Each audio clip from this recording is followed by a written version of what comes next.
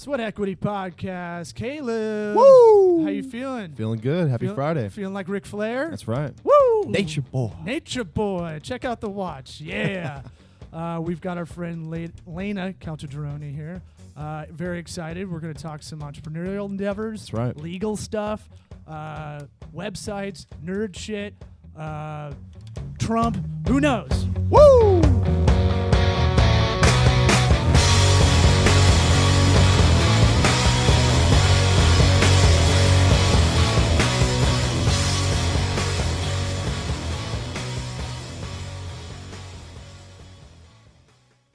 Sweat Equity Podcast. I'll fix that music cue one day. I'm no engineer. I can wear a lot of hats, Caleb, but I can't. I think in real estate they call that charm or character. Yeah? I think that's what they call it. When it has a hard cut Yeah. outro. When that floor is just slanting down, they're like, it's charm. It's Oh yeah, charming bungalow. When I got hosed on that deal, our fucking floors caving in. You could roll marbles and they'd all find each other in one part of the fucking house.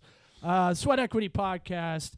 If you're here, your family, like Olive Garden, go on iTunes, subscribe, give us a 5-star review, give us, tell a friend. Yeah. We're doing this. We've got a sponsor, but we're doing this for the love of the game. We're doing this to have interesting conversations. Yeah, I don't want people to think that because we have sponsors now, we're all fancy and we're selling out or something. No. We need some love still. We need a little reciprocation, and help us out, man. Help spread the word. Tell a friend, tell a family member. Get on iTunes, subscribe, download. The best thing I heard, I think we brought it up in a previous podcast, was from Marcus Lemonis, the Prophet, CNBC show. He had a good quote about what fucks up small businesses, and it's about ego. They have too much ego. Yeah. That's why Bar Rescue will always have people, Mm-hmm. because bar owners have crazy egos. And I hope no matter what happens with us doing this, we're just curious, and even if success does come our way by way of hard work, I still hope it's never like I never walk in. I'm like, I'm gonna put my dick on the table and I know everything there is to know about online marketing. Like, I don't do that. I think no matter what you're in, you're always learning, right? Right. You and know? So this is kind of a journey of sorts. That's why I love a lot of podcasts. I like the journey. I like to see Mark Maron kind of freak out. He got engaged and then broke it off, and that's the backstory to a lot of that podcast. Yeah, Maron's got a really interesting podcast for Pete Holmes is great too. Yeah. Oh yeah. The dude went from being divorced and super Christian comic, and then now he's got a news show with Judd Apatow on HBO. Like, things aren't terrible. And he's finding himself, and it's a really interesting. That's the secondary part of that podcast I really love, is that he's curious about being spiritual and finding out about nutrition and finding out about how to be a better person and how to love people, and that I think that's cool. So hopefully, if you're here, you're on that journey with us. And we do have a sponsor for today's show. We want to kind of give them a shout out and give them a little plug because they've shown us some love. And that's Urban Resto at Toco Works. We've been working on their website, working on getting them going, getting things off the ground.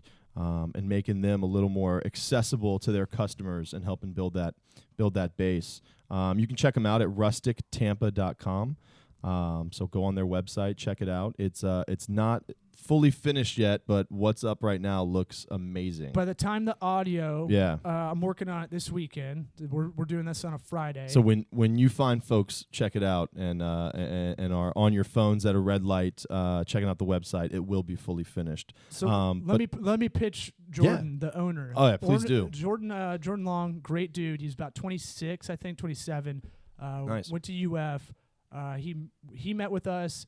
He needed some help on the online marketing side. We needed some badass furniture. And Josh and I were blown away. Josh is my business partner. Right. And co-founder of Tokabaga Consulting. He does the creative side. And we were blown away by, how he could communicate with us. He's way more mature than his years. Right. He's also in a field that you don't really get good at until you're like 40. And we're like, when he left, I was like, I'm going to call my friend Carrie that used to work for E. Yeah. And we're going to get him a reality show. Because this guy, he's a good looking dude too. And like, he he gets it done. He approaches it like we do. So business comes in, we go, what do you need done? And the way he does it too, you come in, you don't have a design, he'll sit with you and kind of go, okay, he'll draw it out with you. Do you like it like that? How about this? Or how about this? And he'll articulate the idea in your head trapped in there. That is something that's super hard to do on the fly. To be able to pull that out. Sometimes customers don't always know what they want right away. Right. And it's to kind of... and he'll tell you why. Exactly. And to kind of have a couple keywords that you can kind of dance around, and for him to be able to pull out something even better than what you were thinking. That's rare. It's valuable. So I think he's going to be around for a while. So. Yeah, and we're hoping to have a good working relationship. My wife thinks I have a man crush on him. So let's do this. Let's bring in our guest. That if you're on video, you've seen her just kind of be quiet and listening. It's Laina Caltagirone. Is it Caltagirone? Caltagirone. Let's get you up to that. Okay. Remember, the microphone is a robot dick. I know the analogy. And you got to get right near that dick hole, basically. Perfect. I hope your family doesn't listen to this. We've known each other since we were 5. Yeah. Yeah. So, but we haven't seen each other in like 3 years or 2-3 years. For I'm guessing similar reasons. You're doing your own thing, and you're an attorney from. You went to Tulane, right? I did. Tulane for undergrad and then University of Miami for law school. Nice. Yeah. Sorry. You can take it out of the mic, out of the stand if you want. Yeah, we do have, for those of you who aren't on the video portion of the podcast, it is a weird setup because Law and I kind of sit at the ends of a tape. Think of like a mom and a dad and like the most conservative dinner table ever. And then Norman our guest Rockwell. and then our guest like sits in the middle, so they're trying to properly make eye contact when they're talking, and their head's on a swivel kind of deal. So yeah, you can hold it like a rapper if you want. Perfect. A lot of people do that. Yeah, it's Friday, so we may have you freestyle by the end of the show. Good, I'm great at that. Perfect. Yeah, eventually Urban Resto is giving us a conference room table, circular, so no more of this. Yeah. All right. So, attorney, you went to law school where? University of Miami. Yeah. Okay. The U. What? U. How was that? Is that crazy? Was it hard to go to school in Miami and Coral Gables? Yes, it was. In your early 20s? But I was prepped well because I went to college in New Orleans. Okay, so that's true. I did 4 years of that. Uh-huh. So yeah, I felt like by the time I got to Miami, I thought I got most of the fun partying out of my system, but Miami's a whole different whole different beast. It's like a little another country down there, right? Well, plus you forget when you're from Tampa, like when I went to college, people were like, fuck yeah, we're going to strip clubs. I was like, I've been doing this since I was 14. I don't really. So it's not like, Tampa's, I've always said Tampa's like Miami Light. If Miami's Budweiser, we're Bud Light. Very light. We're like Michelob Ultra. We're like Bud Margarita, like the margarita beer. But there's craziness if you want it, and the thing with Miami, New Orleans, and Tampa is craziness kind of gets to you, whether you can't avoid it sometimes. So I don't know. That's my theory. But so you went to law school, and now you're with the family business. I am. This is literally us catching up. I think we connected like right when I moved back, so 3.5 years ago. Uh-huh. And what were you doing at the time? Several things, like a Jamaican. I was doing stand-up a lot, doing the road a lot. I was doing, I think 3 years ago, let's see, I was either doing affiliate online marketing for selling, like doing ads for vitamins that Dr. Oz loved because he had the Oprah effect and people would buy everything. That was a little too scummy, and I left that. Or I was just starting with a company called Sola Salon Studios. Oh, I remember that. Which was kind of a consulting / operations here / do everything as it's your own franchise kind of deal. Was working on getting some points on the franchise in. That kind of fell out. So I was like, this is great. It's a great system. I love it. I love the idea. I love the empowerment of taking a lot of hairstylists that are in terrible situations and helping them become small business owners. So that was kind of almost a crash course without even thinking about it on what we're doing currently, which is small, medium business consulting. So, right.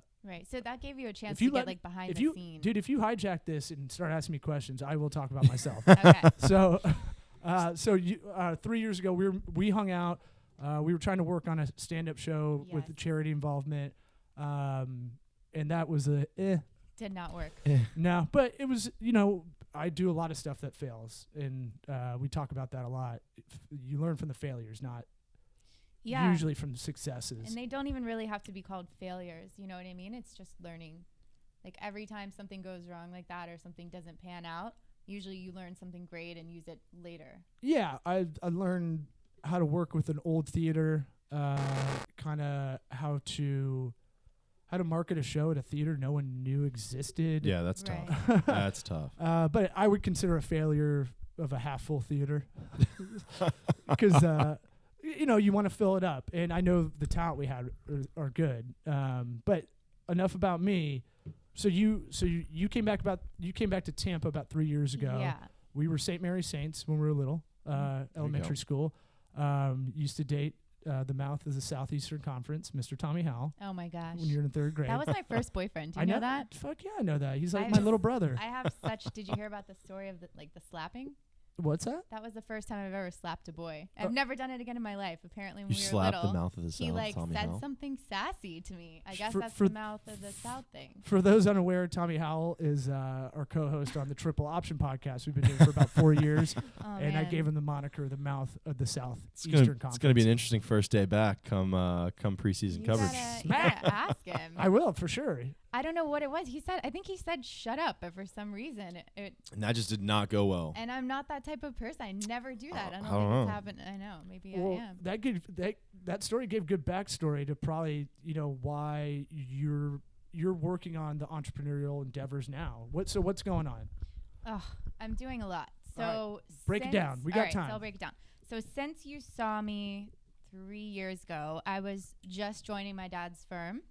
So he and I practice law together, and we have a small family-run firm, and we do personal injury law. Okay. So auto accidents, slip and fall, things like that. Mm-hmm. He's been doing it for 40 years. So I joined him, and I'm kind of rebranding and adding new things to the firm, one of which is entrepreneurial law. Uh-huh. So over the years, in the past 3 years, and even when I was in Miami, I worked with a lot of small businesses and solopreneurs. Uh-huh. And I helped them many different. What's a solopreneur? One-person business. Just nice. I'll stop sometimes. Just I know what it is. No. Yeah. But I want to. Perfect. I'll try to throw it in there in case there's something that's like, what's that? So go ahead. So over the years, I've always loved business. I was going to go to business school before I chose law school. Mm-hmm.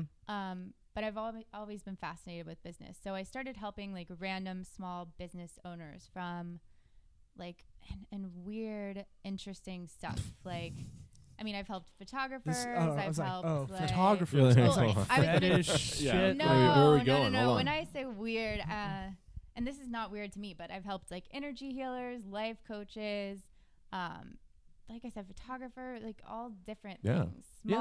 Someone who was starting a brewery. I've helped every. Yeah, and I think kind of, and not to get too philosophical, but starting there with those kind of things that maybe aren't the norm. They're not your typical business avenues. Right. Kind of can prepare you for getting on board with some of those more normal ones because you've seen it all, right? Right. You've gotten the weird questions. You've had the awkward conversations. Kind of probably is a good segue to prepare to, get with the more normal businesses. Yeah. And normal, I don't know. I'm super into the whole, I don't know how much you know about my retreat and my coaching side of my life. It's a whole different thing. I always feel creepy being I saw it on Facebook. That's how we know anything. But if it's true. I know, but it's still when it's a dude saying it to a chick, it always sounds creepy to me. Yeah. If a chick's I saw your shit on Facebook, you're cool, all right, thanks. You're all right. But when a dude's I saw it on Facebook. I don't know. The news feed I think it does a pretty good job of half and half, right? Yeah. It makes it fair game. Yeah, they've gone more they've gone crazy with advertising in the news feed. But maybe we were talking about you coming on 2 weeks ago. Yeah. I had a family emergency thing, and we couldn't do it. So sometimes when you look people up, I was looking up your business page. Sometimes that shit'll pop up. Yeah, more, that's the point of it. That's what Right. you're trying to do is share it with as many people as possible. So yeah, look, I'm not too good to say I don't. I probably abuse it. If anything, I probably do too much bitching on there. Oh, you're doing the bitching on Facebook. I like to write jokes. I don't bitch like, man, fucking Obama didn't do this. I don't do that kind. I try to write jokes and test them out. Or that's not bitching. That's great. It can be.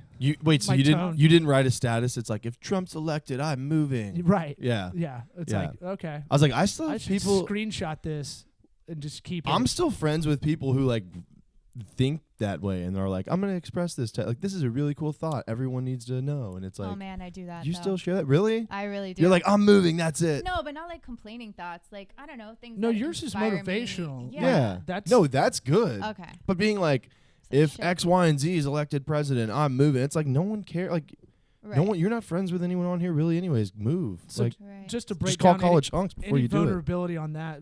Caleb has the scouting block, which is it's a perspective for high school kids that are looking to get in college or possibly pros. Yeah, we produce recruiting videos for high school baseball players to send to colleges to help them gain more exposure. So that's cool. But a lot of their online content is that motivation, like more Nike style, of like the 90s, but it's still like positive stuff push out there. It's not like it's one of those you're not working hard enough, there's someone filling your shoes. That's not a real quote used. Right. No, I know what you mean. That's like kind of a lot of the sports style. For yours, it's like, more about being thoughtful or, and I think we need more positive messages on social. It's such a powerful tool that we look at. I mean, for some people, it's an addiction. It consumes most of their lives. And to see negativity all the time, it's taxing, man. I was just talking to someone about this today, and we were saying, like, people need to become aware that what you post, it doesn't just, like, affect you. Like, if you're in a shitty mood and you post about it, that post, everyone sees it. And whether you know or not, that energy you put behind it, like, people pick up on. And you could be in a borderline mood, and then you see someone bitching. It's like, God, like, you kind of take it on. So people need to be mindful of what they post. Yeah.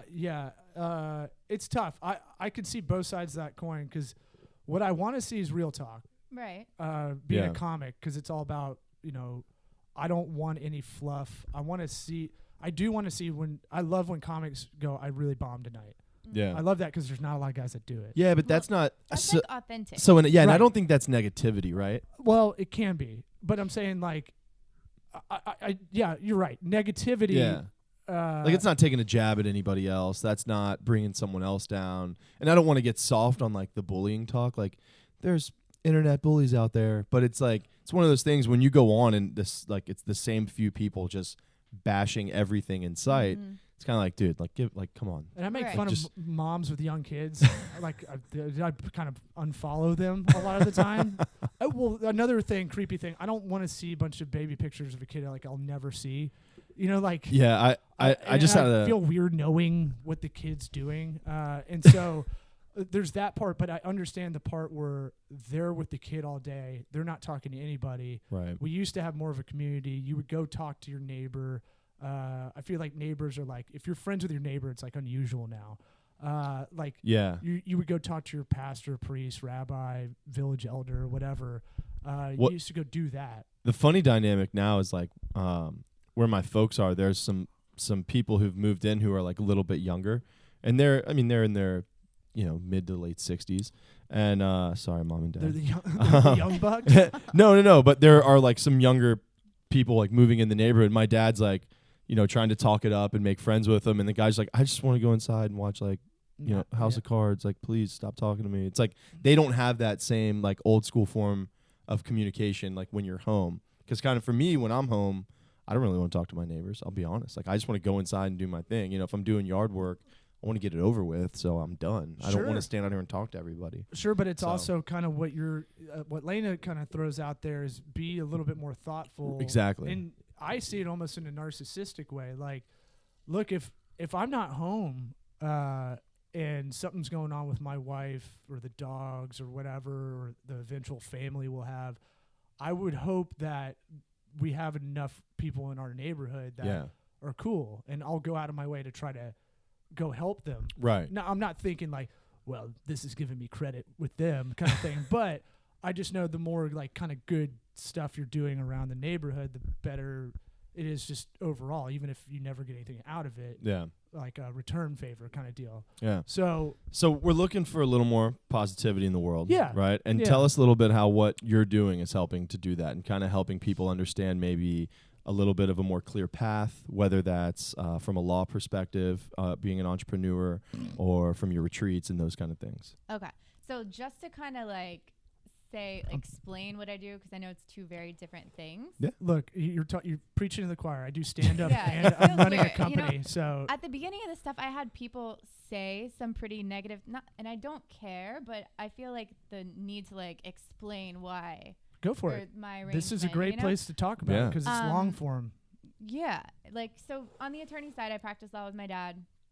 You know, we're kind of rebranding, changing things. We have like a very unique firm, I think, compared to other people in our industry. I don't want to name. Well, how so? What competitive we're very advantages? Like boutique firm. We know everyone, every case that we have. We have personal service, and we care and try hard on each case. So it's not a numbers game. It's not a bottom line. We're not doing the average of the cases. We're really trying to get the best result from every case. I'll say it for you. You're not Morgan & Morgan doing retail. She's like, I didn't say that. That exists for a reason. It's a business. Well, and that's just it. You're a law firm. You're not a marketing firm. Right. Right. And it's funny because now you can't have one without the other. Yeah. Nowadays. Mm-hmm. You kind of got to play the game. Yeah, absolutely. I mean, people, if you look at it as sharing what you do rather than marketing, it doesn't make it feel so skeezy. You know what I mean? Like, it's just about sharing a good service that you have rather than like convincing people to come to you. Right. So you actually do give a shit about your clients. Yeah. Is what you're trying to say. We really, really do. So anyway, so that's that aspect. The other aspect is the entrepreneurial stuff that I do. And I'm developing, so we talked about solopreneurs, right? Like, you know the deal with like rolls off the tongue. One person business, and they're wearing 50 hats, and they're doing a million things. And legal is like the least thing you want to worry about because the information's all over the place. So I'm developing online products for solopreneurs based on their business. So say you're a life coach.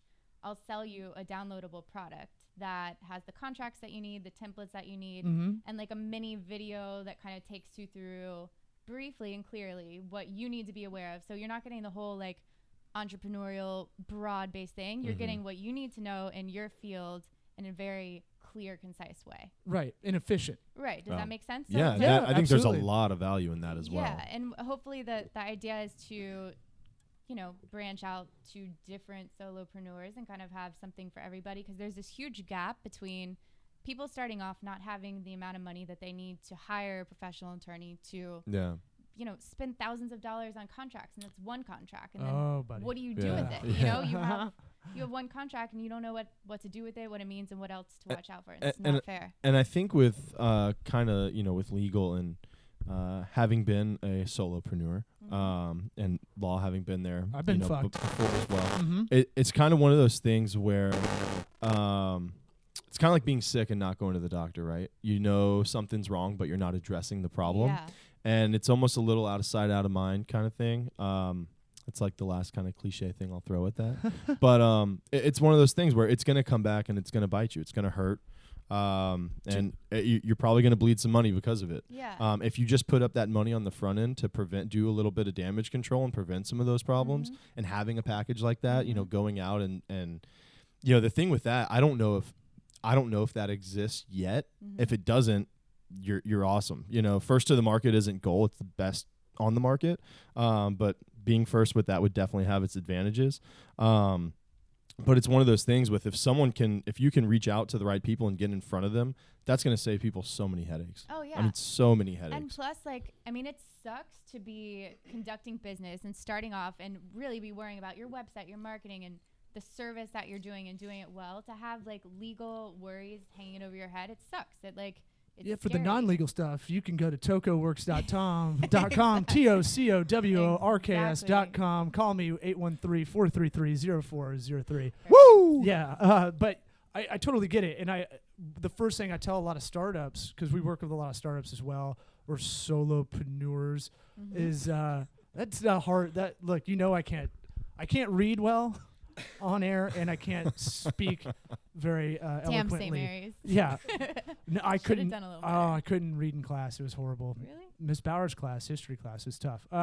She would call me because she knew. Yeah, I don't care. I'll say it. Gosh. Yeah. No, I'm just thinking about her and her fucking Eddie Bauer duck shoes. I haven't thought about her in like forever. This is how my mind works. I don't know shit about physics or American history or or any of that, like chemistry, but I can recall like the most trivial kind of shit like that. You know you don't like those duck shoes. I fucking hate them, man. Yeah. She's teaching my niece now, Oh and she's having gosh. trouble. All right, so enough Miss Bauer bashing, but no, I love her. No, it's one of those things where, you know, I tell every startup or really small business that just hasn't, they're finally getting their shit together when they're talking to us. We get about half the people we talk to are kind of that.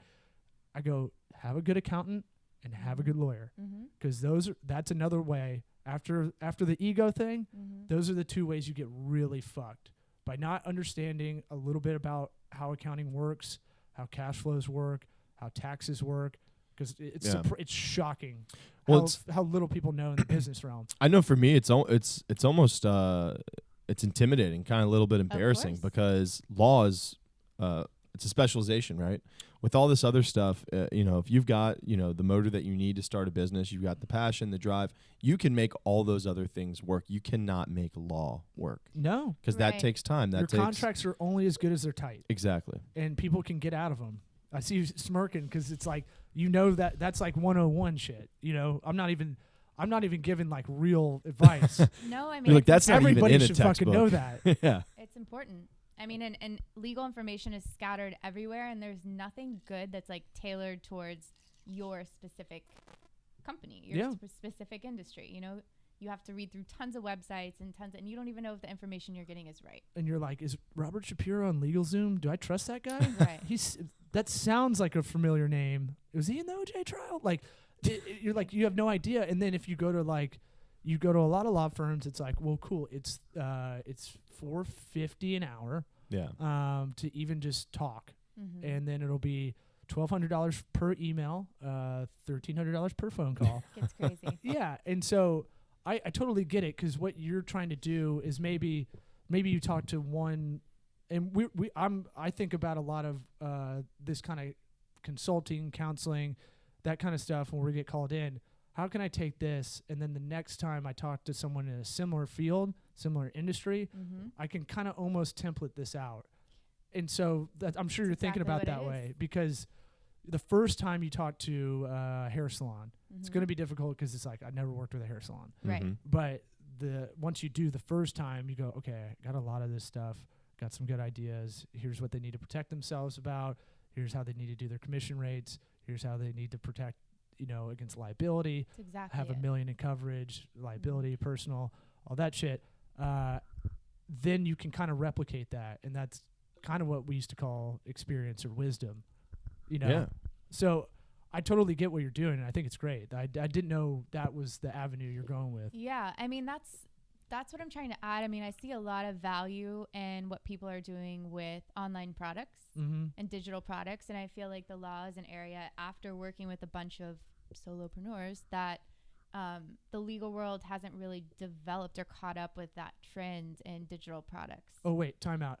Speaking of Solo, Hope Solo was working out at the gym I go to, and she checked out my ass. So Wow, the soccer player, the U.S. women's soccer team was working out at Powerhouse Gym. She's the one who will fight any guy at any time. But I looked up and I was like, she's pretty cute, and she's looking at my ass. Yeah, she's really good looking. I was on that foam roller thing. I got a Brazilian ass. I got a big ass. It's not caramel color. It's real white. It's like this white, as white as this table. And I looked up, and she's looking at me, and was like, and then it was like, who is that? It's like, you want me to buy you a protein shake? I was like, did I annoy this chick at a comedy show? Why is she wearing the same thing as everybody else? Oh, shit, this is the soccer team. Oh, she's an Olympian. All right, sweet. Anyway, keep going. So what kind of got you to the place that you're at now? What was a little bit of the inspiration to you're going the law firm route? Right. You're practicing with your dad. Right. And then what kind of sparks in your head to be like, man, I can really kind of fill a need here? Okay, so one of the things that I did, and I thought you were going like, how did I get into the coaching things? That's we're going to talk about that as well. But okay. So for this, I don't know. it kind of coincides with that because don't worry about what I'm writing. I'm writing down stuff. It's just for I wasn't even worried. All right, it's to do the episode description later. We'll forget shit. So if you're like, what the fuck is he writing? Yeah, we're gonna text each other tonight about 1 a.m. Be like, what did we talk about on the show? I'm like, I have no idea. If I keep notes during this, it's a lot easier. Well, neither of us want to listen to ourselves on audio or video. So go ahead. Sorry. So what I was gonna say is I've learned to trust inspiration, which is like when you get like inspired ideas, and this is something that's completely opposite of what they teach you in law school. They don't teach you anything about using that side of your brain, using the more emotionally intelligent, like intuitive side. So a little less creativity. And that's a whole other story of like undoing your thinking in law school, because it gets pretty, I don't know, that's a whole other story. But a friend of mine, she was actually my life coach at the time. She was going to do, or the both of us were interested in this program called B School by Marie Forleo. Have you heard of her or of this? No, I don't think so. So she's killing it. She is, I think she's the top like 100 fastest growing companies. Wow. If you look at the list of the top 100, I think she's within it. That definitely counts as killing it. Yeah. She's killing it. She has she practices a lot of content marketing, has like a show, but her big product is this B School, and she does it once a year, and it covers everything from, idea generation all the way through to creating websites. Definitely not as good as Tokubaga websites, but she teaches you how to do it on your own in a more online format. And she has a very like soulful approach to business. So it's legitimate. She's endorsed by Richard Branson and Oprah. She's legit at what she does, but she has this like soulful, non-slimy angle. So a lot of those kind of programs can seem kind of a little slippery on the kind of on the outside. You can feel it. And the thing is, and I guess it's content marketing doing its job, but she puts out so much great free stuff all the time that's so helpful. Well, you can't help but trust her. We talked about it off air before we started. This is technically content marketing for us. We're genuinely interested. It doesn't have to be a pejorative. It doesn't have to be a bad thing. Right. We genuinely want to have good content out there. A, we want to have a good show.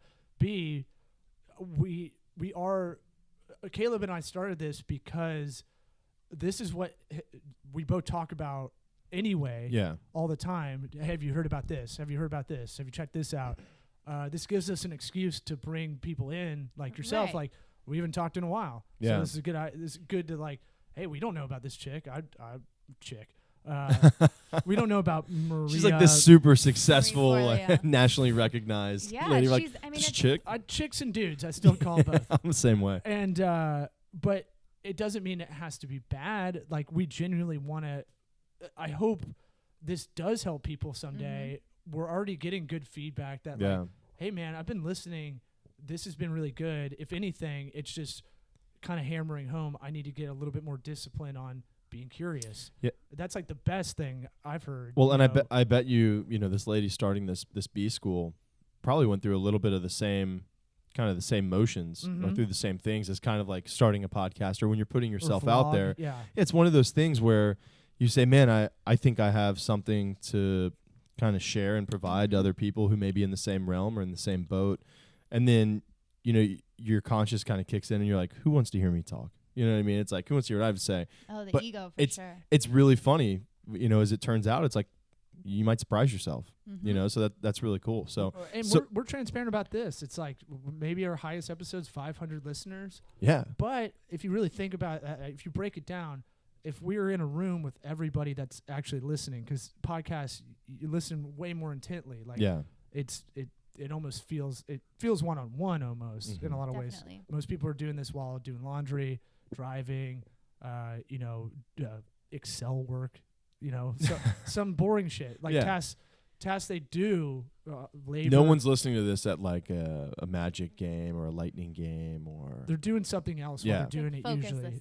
And it's but it's like you put all those people in one room, and that's a huge like speech you're giving. And so while our numbers aren't high now, we hope later down the line it will be. I'm sure she was the same way. Oh my God. I mean, and that's the story that makes her so relatable. Like, if you follow everything she did from the beginning of her entrepreneurial career and like all her whole path, she was doing workout videos. She was doing, all these things, and somehow, I pictured her as a heavy black woman. No, she's awesome. You should pull her up. Well, you kept saying soulful. Yeah. So I was like, oh yeah, I want a big. Well, look. Well, you got to unplug that, man. Look, big black ladies give the best hugs. The most comfortable ones. Can you disagree with that? No. I don't think anybody can. You know why? Because you sound racist. All right. I'll look it up, but keep going about it. So, where was I? I don't know. So you signed up. You guys just attended that school. It's an online program, and at the time, I was like, I have no idea how I'm going to apply this to personal injury law, but I felt inspired to do it, and I kind of trust that if something like, if I'm excited about it and it interests me and it's educational, like why not try it? I have a lot to learn. When I was in business school, we didn't cover any of the online stuff, and that's all it is now. So I did this with my friend. We went through the program. It's like 8 weeks, 8 modules. Mm-hmm. And she's, look at her. Yeah. She's awesome. Get this pop-up shit out of here. You got it on your site, She Laina. teaches you. You got to have pop-ups. If anyone's listening right now, where can they find this? What's this link, Law? So it's marieforleo.com. And I'm going to give you the sloppy, lazy way of doing it. I just put Maria Marie. Well, I put Maria B School and she popped up. There so you she's go. obviously super popular. She's SEO'd out. Like she's done everything. She's got a photo with Oprah on her main page. Right. So she's doing something right. Well, after a while, it just becomes its own like machine. Yeah. Like you don't have to really spin shit in too SEO. much. There's already people involved. So go ahead. Sorry. But she's great. I mean, she's amazing. She's been doing it. So like the big things that I've gotten from her are that exactly what you're talking about with this. Like no matter who shows up for it, post great content consistently and like make it something that you really care about and something that's really valuable. And if you do that consistently and your intentions are good with it, you're gonna get rewarded for it. And that's there's a million people that are huge examples of that in the content marketing world. Yeah. And I think if you're doing something at that, coming from that sort of angle and that place where it's like, man, if this is something you really care about, that's going to come through in your work. It's going to come through in your posts. You may not reach the masses, but you're going to want to reach your target. Right. You know what I mean? And that's who's going to follow. You're going to find out who your target is. Right. There's a really good example of that I've shared in some past episodes, but a buddy of mine put out started a skincare line. They would do simple stuff, organic chapsticks, hand salve, soaps, stuff like that. And for some reason, they found that the rock climbing community like just took off with their brand and kind of made it their own thing. And they're like, all right, we are a rock climbing hand salve company now. So you just find who your message is really reaching and speaking the loudest to, and you kind of run with that. So I totally hear that. So. Yeah, and it's good you have, I'm going to steal a term from Bert Kreischer, a comedian that grew up in Tampa. But El Machine. I look to him as one of these. He uses the term nautical beacon, and you're looking at Marie as, hey, this is, because there's going to be a lot of people like, what the fuck are you doing? You're doing vlogging, you know, especially in the Tampa Bay area. It's very like it's not all that open-minded in a lot of ways, and so a lot of people should be like, that's really cool. Tell me more about it. But you can't.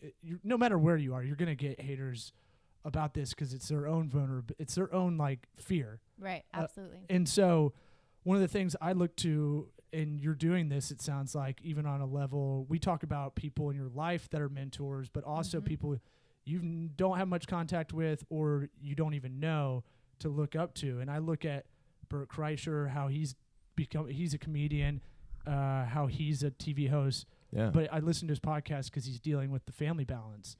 I told Laina and I were talking before the show. I love Adam Carolla because he's an entrepreneur, but he's the best. He's the quickest guy on any radio or podcast. He's hilarious. He can go off the cuff better than anybody. He also shot 2 documentaries. He shot a feature. He's got Mangria. He's got a lot of. He does a lot of things. And the balance is there. And that's inspirational. He's a professional race car driver. He has Catch a Contractor. And what was the other one? There's another one in there. He's got a lot of things going on, and that's the satisfying life. I think that's the content life. Yeah. Joe Rogan's the same way for me as well. Podcast is great. He brings on people that are insanely smart, and he has a 3-hour conversation with them. because he's genuinely curious. Right. Awesome. And it's probably, it's always in the top 10. Yeah. And he also does UFC. And he also does the UFC announcing, but he also does stand-up.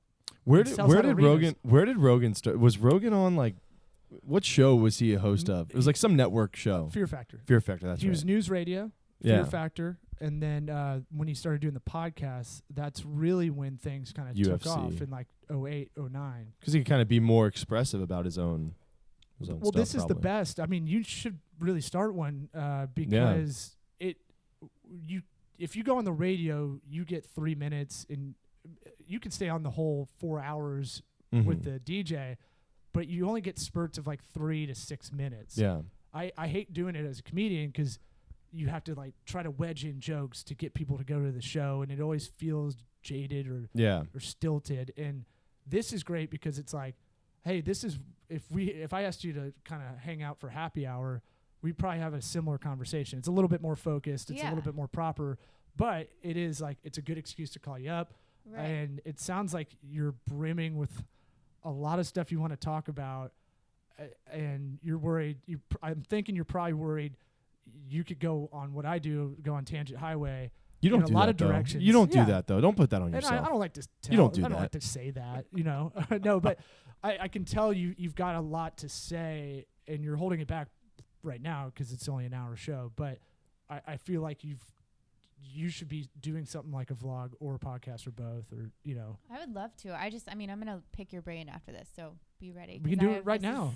Well, I want to hear what we'll come back what happened on. All right, so you went to B school. So B school is all virtual. So I did that, and the cool part about B school, and it's gonna sound maybe funny, but the way it's structured is you have like modules, and they get released every week, and then there's like some weeks where you have breaks where she'll do a Q&A live and answer any questions, but you get like PDFs, videos, worksheets, all this stuff, and it's all well branded, and the content's great. Like it's truly awesome. But the best part is you get access to this Facebook group with everyone that's going through the program with you. Wow. Yeah. So how many people would you say were in that at the time you did it? I have no 1,000, idea. 10,000? Because you have lifetime access to the B school material, and she's constantly updating it, and it's constantly growing. So she launches once a year.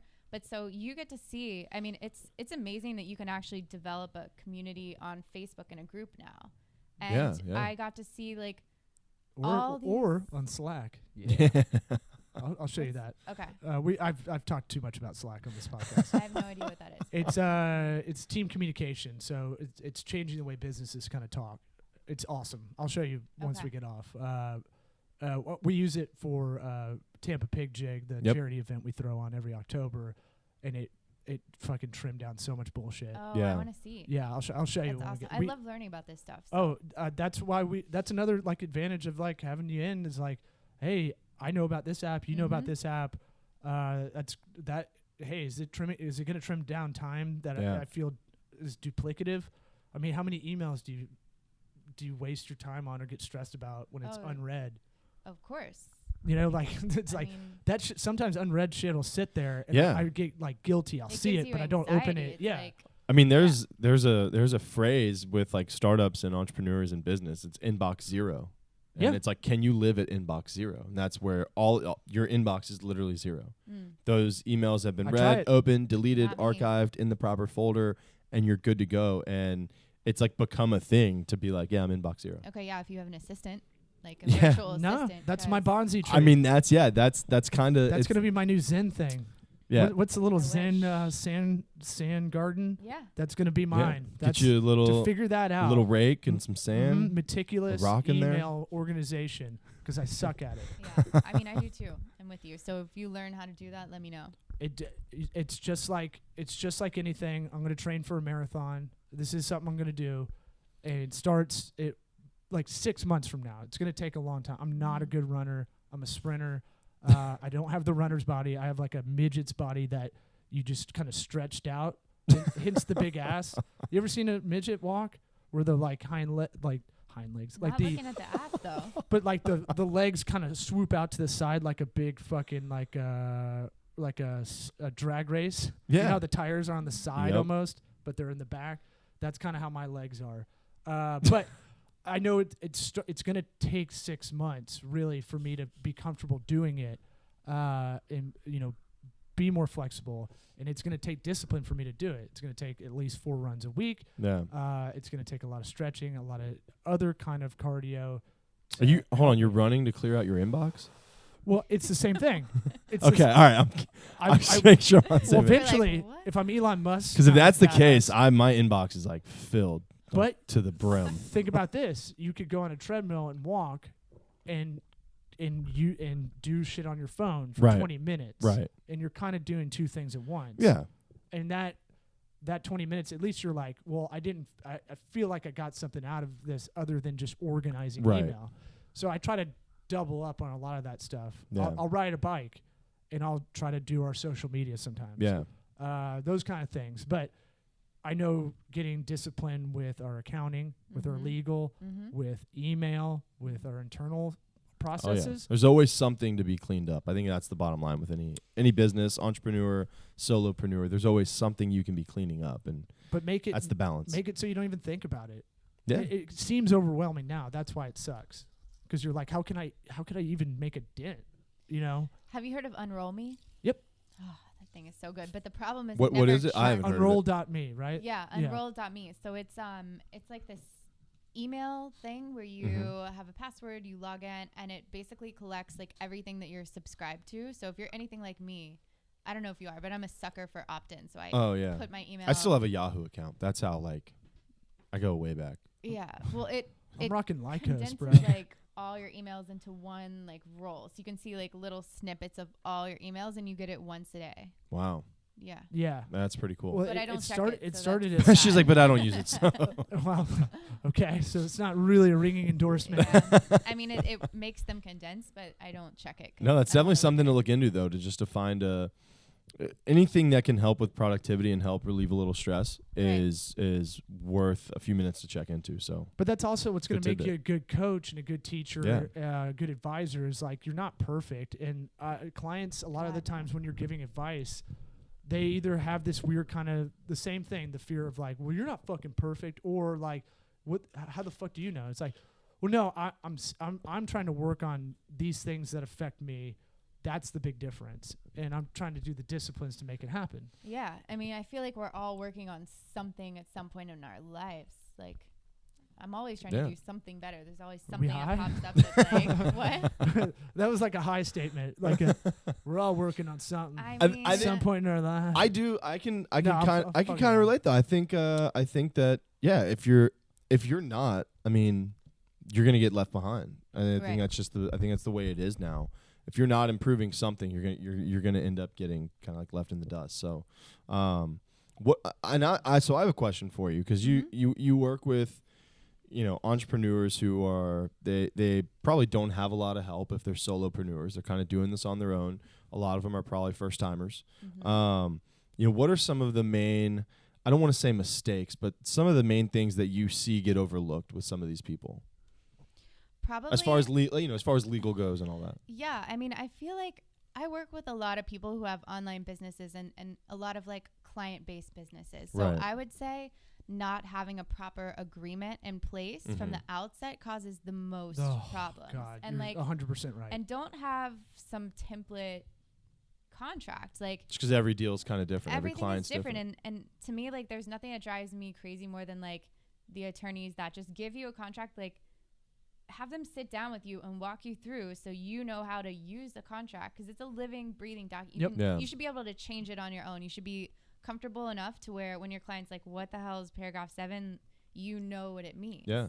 So have a great contract in place and really understand what it means for you. Yeah. So you can explain it so both of you know what the hell you're getting into. Yeah. I know that's something I fall victim to with my business is handshakes. We we just go based on, hey, you guys are interested, great, here's the price, you can go online and pay, and then that's it. There's no contract. The expectation is kind of just understood within the realm of what we provide, and that is just asking for problems. Right. And I know that, so that's something to be cleaned up.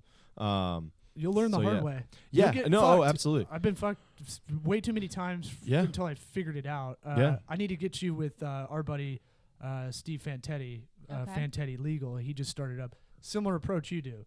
He'll sit down and look at it, because it's how we approach it. There's a different set of variables for everybody, especially in the service industry stuff, where it's like you got to schedule out, you got due dates, you got payment dates, you got net 15, net 30, due upon receipt kind of payment schedule. Now people are stressing. They're like, "What the hell is that?" No, well that's why. I didn't know what those things are. So well, that makes you feel better. No, I mean you do. I'm just talking from what him and I kind of use as our vernacular, but I'm sure it has there's other terms and ways of saying it, but basically kind of, if anything, an attorney is very good at being analytical and kind of if outside of writing contracts, like going, well, most attorneys are very logical. Like legal writing is math writing to me. It's not creative writing. It's like, we need this here, and we need to make sure this part's here, and you have to get the initial here. Right. And it's very like, to me, it's way more math than it is the English side. Yeah, and any like a comma, a word, like it can change the whole meaning of something. So you really do have to have someone that knows what they're doing, read it line by line, and have everything count. Yeah, I had a comedian do a status update last night. I couldn't help it because he didn't have a comma in place, and so it was like. He was talking. Do you comment on that and tell him to add the comma, or do you text him? I did, because I had some wacky tobacco, and I'm all like, yeah, man, it's cool, man. Like I'll get like real Willie Nelson about it. I know your heart's in the right place. Well, no, I did text him. I was like, dude, I didn't mean this as like a hate. I don't know you that well. We only did one show, but he said like he said something like, man, fuck this shit. And I was like, commas are very important, because you could man fuck that shit, or man fuck that shit. Yeah. So grammar does count. And one thing I'm thinking about now is know your weakness. I know my grammar's terrible. I'm very math oriented, but that's why I love that I have an attorney that will sit down and explain it like a baby, like he's talking to a 3-year-old. He's like, this is why this is important. I'm like, okay. Because even out on the client side, is like getting into the zone to pay attention to this shit is rough. I mean, and that's how you really understand it, is being able to put it in really relatable terms. Yep. You know, like legal, I don't know. It's a whole different language. Well, is that something? I didn't mean to cut you off. No, is that something you may help some of your clients with, is having these somewhat legal conversations when we're talking about getting contracts done and what are you signing, having that conversation and explaining that to their clients so that they're comfortable with it. Yeah. Because I know in one of my many jobs, what I do is I deal with patients, and I have to have them sign off on assignment of benefit forms, and they're very, very, I mean, it's 7 different pages, but they're only signing 1 page, and like, what's all this other stuff? And it's like, if I told you, you wouldn't want this. Right. You know what I mean? And it's like, there's no ill will in there. There's no wrongdoing, but just they're more alert, and they're more like looking for for what's wrong. So that can be detrimental to deals when you're talking about doing this on your own. When you're an entrepreneur and you're a small business, everything counts. Every dollar counts. You can't afford to lose something over not being able to properly explain a contract. So I know that's something I would need help with. You know, if I need, with what I do, it's kind of a very dumbed down level and a very simple process. But for like with Tocobaga, explaining to these people the terms of what they're binding to, it can be tough. Exactly. It's really tough. And I have to translate what our attorney, Steve, is telling me. Yeah. And I can't miss a beat. So I have like side notes, like I had to memorize. And there's probably some reminders that you have to go in there when clients come back around. Let's use TocoWorks as an example. If you're working on a website and they say, okay, cool, now we want this to be done. It's like, it's kind of a breach of contract. This isn't what we agreed upon. Let's go back. We can revisit that and we can make those adjustments. But based on the deal we have in place, right? That's another 30 hours of work that are going to be unaccounted for. That's not doable. Even with that kind of contract, even with those work order change elements to it, when you're starting out like us, like we're doing okay, we're doing well. But you kind of just wear it, right? You kind of take it on the chin because. And now everybody listening knows that. Well, it has to be a good customer experience, and I know it won't be that way forever. Of course. And I know eventually we'll split and have a local division for the people who need it the most or the hardest to work with a lot of the time. Yeah. Oh, yeah. Because they won't come 10% to understand what you're doing, even though I would consider myself way better than anybody on explaining how the digital landscape kind of works. That's our kind of niche. Yeah. And so the thing is with communication on that, it's like, look, when you're starting out, it's inevitable, but I need this customer to leave with a great experience over me billing them for, extra hours. Yeah. That's like, what are we, 186.50 an hour? Mm-hmm. Yeah, we'll eat that $360 and change or $370 and change for 2 hours of overtime to have a better customer experience. Absolutely. For them. Because we know that the current playing field, they don't have a good time. Right. And our marketing is going to be, we'll fix the site you got made in India or your cousin made for you. Well, think about it this way as well. That 360 that may have just walked out of the door that you're sitting here as opposed to 8 p.m., you're now leaving at 10 p.m. Hopefully that 360 that you're not going to see is going to come back in another form. Right. It's going to come back in maybe some repeat business. It's going to come back in them spreading the word and taking on a new client. I don't want them to see my phone number or my name on any social media and go, ugh. Like, yeah, exactly. I don't want that. Yeah. And I'm not going to people please to the end of the day, some kind of I need some kind of good approval from these people, but I want to give the best business experience, and a lot of that is doing that extra mile, even though you already kind of do it, but that's what, then you go to the next time and you go, all right, how can we trim this conversation and really explain, okay, if we're doing overtime, you know that we're going to tell you about it and you're going to have to pay for it. Because the service side, the shit's in the ether, man. You at least have contracts that are on paper. Like, our shit's like, it's in a cloud, man. It's like, what? It's designed a logo for, you should be doing this for like $100. Yeah. You're like, dude, hold my dick. Like, it's way harder than that. Yeah. You should be paying us 17 times the amount, kind of thing. So we're closing on an hour. So one more thing I wanted to touch on, we didn't get a chance to talk about, is kind of the life coach aspect of what it is you're doing, kind of how does that play into kind of all of this as to kind of the business that you've created? So it's a little bit separate. I mean, the businesses are two separate things. So okay. Legal, you can't mix with any, everything you make from legal has to be completely separate from any other business venture. So they're two separate things. I kind of got into the life coaching because, not to get crazy into the story, but I kind of touched on how, in law school, they kind of train you to think a certain way and spot problems and argue. And long story short, 4 years of learning how to argue and focus on problems is not the best for happiness. Right. And after law school, I just I moved back here. I had done all the things that I was supposed to do. I had a good career, a good relationship, family. What do you mean supposed to do? Follow the nationwide kind of commercial life that they set up for this actor that doesn't exist. I was taught, there's certain jobs that provide stability. And if, you need to think of stability and finances first. So this is what's going to be secure. And that's not the only reason why I did it, but it definitely played a part of it. And then you kind of realize, okay, this isn't completely making me happy. There's a lot more that I want to do than helping people in car accidents. There's a lot more that I'm interested in, that I want to share. And, how am I doing in all the different areas of my life? How are my relationships? How's my, my friendships, my family? There's tons of different areas of your life. And if you get hyper-focused on one, you can really lose track of the rest. The others, and 4 years of law school, that's all you're focusing on. And like I said, with legal stuff, you're focusing on arguing and problems. That doesn't make well for, like I said, for happiness. You're just looking for a fight and wanting to get in arguments with people.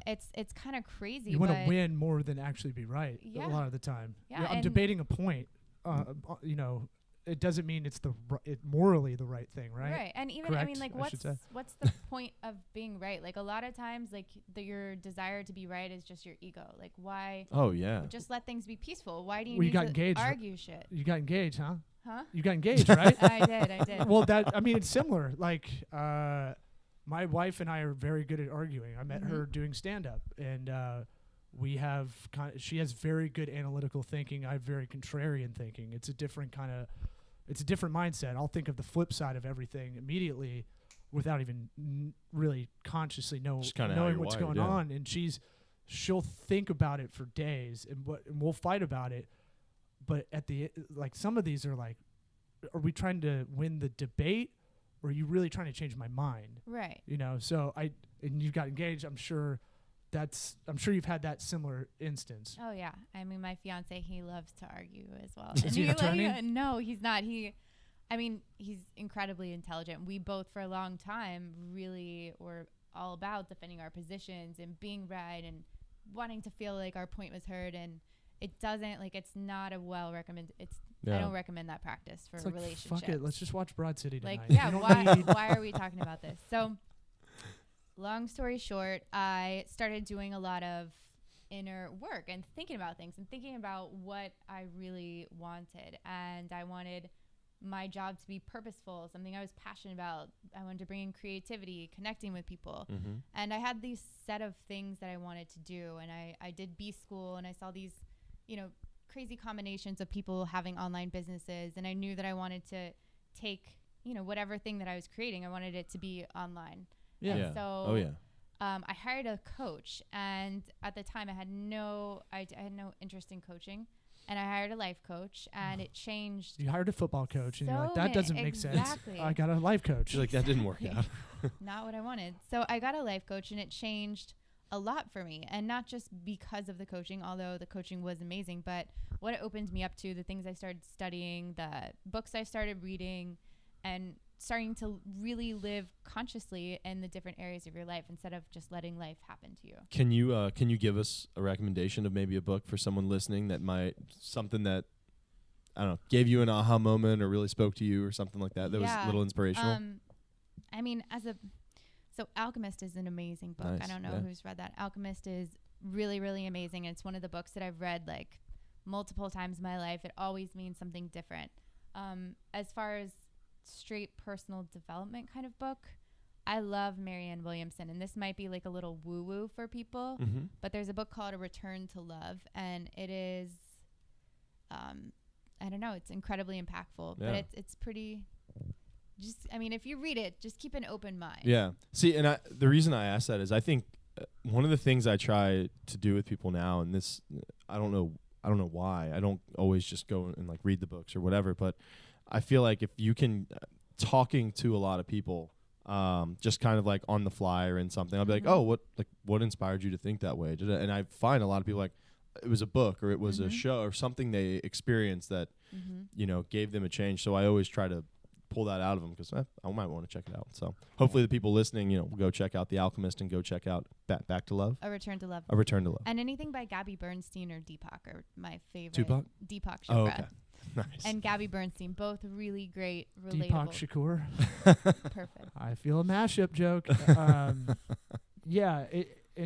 It's I guess we could talk for a while, and maybe eventually this podcast will just go until it ends, kind of deal. But for now, we've got to get back to our ladies. But I guess we'll have you back on for sure. Oh, absolutely. And then I guess tell people where to find you. We'll put a plug out there. Yeah. So everything pretty much is on my website, and it's lainacaltagirone.com. Are you going to write this below it? Because we'll put it in the post. Yeah, for sure. Yeah. So write it below it. We need to get a better domain name. Something. I don't know what to do about that. Well, I'll pitch you some stuff once we're done. Perfect. Facebook, if you find me, Laina Caltagirone, I post a lot of inspirational stuff that I like, that moves me, and my website. Okay, and then we'll talk about maybe podcast vlog stuff as well. Yeah, I'd love to learn. Yeah, and we'll definitely have you on again. I feel like you're brimming with a lot of stuff you want to talk about. You're being very polite. No, you guys are awesome. Well, I think anybody in the entrepreneurial field, you could really, it's like a bunch of old Jewish ladies playing mahjong. They could just talk forever, and so it's a good thing. And appreciate you coming, and of course. We'll definitely have you on again. Thanks for having me. All right. Sweat Equity Podcast. If you want a question, email us. Yeah. law@tocoworks, TOCOWORKS.com. Caleb, not spelled with a K, like a weird Greek guy. That's right. CALEB at TOCOWORKS.com.